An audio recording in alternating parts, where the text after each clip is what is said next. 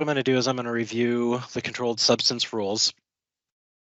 So to start off with, uh, this is what the electronic prescriptions for controlled substance looks like. So C2 through C5, it's ordering the same for all controlled meds. Signing, it does require that you have a PIV card, a signature, and a PIN set up in order to do that. When you put in an outpatient prescription for controlled substances, the pharmacists are not able to edit the drug, the sig, or the quantity on the controlled substance prescription. So if there is anything that need to be manipulated, the provider will have to order another prescription. Unfortunately, we cannot do verbal orders for controlled substances because it does require that extra security with the PIV card and the signature and the PIN number. On inpatient, when you order prescriptions or order controlled substances, the pharmacist can edit these, and then the provider can go back and sign those afterwards. But outpatient prescriptions, again, pharmacist is unable to edit that.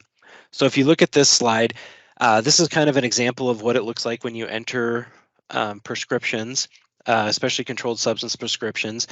Make sure that you fill out the day supply and what the quantity is. So like in this example here, they click a 30-day supply and then they put the quantity is 30. We're actually make sure that you're changing the day supply to match what the quantity is. So in this example, the day supply should actually say 7 and then a quantity of 30.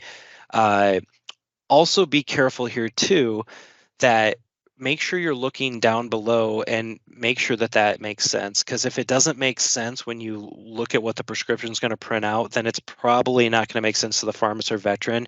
And then they might have to call you to get a new prescription entered so it does look appropriate on the medication bottle. Consent for long-term opioids. So this is in outpatient, they call this a pain contract. It's between the primary care provider and the patient. There's an IMED consent that needs to be signed in CPRS, and then they need to do a urine drug screen annually. This is a mandatory process. It's only a designated provider in primary care is the one who's able to prescribe medications or controlled substances for this patient. Now, there is some exceptions to this. Of course, if a patient has surgery, then surgery providers are able to order various narcotics after surgery. Part of this agreement too is saying that the patient will take drug tests, they won't sell narcotics, they won't skip multiple appointments, and they don't get any allowances if they lose or if their medications are stolen.